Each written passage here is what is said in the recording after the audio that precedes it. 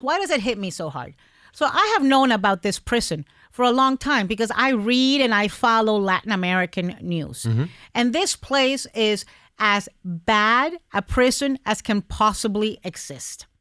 And the idea that we are sending, that the United States of America is sending innocent people just so that Donald Trump can make this point about how he is deporting criminals and animals and monsters, as he calls them, to this prison, when it is a lie. It is a lie.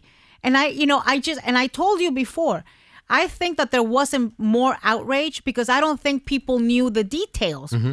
I don't think people knew just how horrible this prison is.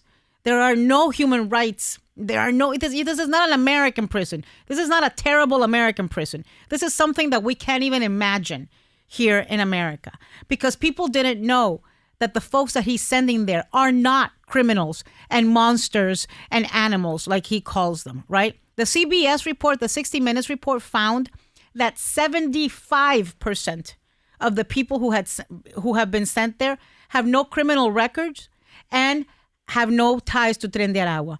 And they found that there were 22% that of the people who do have criminal records, the 22%, the criminal records are non-violent offenses. So you're talking about people who may have had traffic violations, mm-hmm. who may have shoplifted, who may have been picked up for loitering in front of a Home Depot, which is what immigrants do.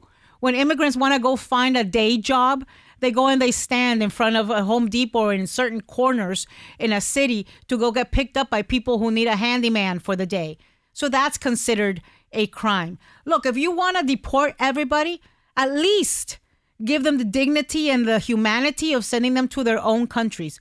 But to send them to this prison where nobody comes out of, nobody who gets sent by El Salvador to this prison, no Salvadorian basically comes out of there for no reason, just so that Donald Trump can use them as props in this Shakespearean play that he has made up it's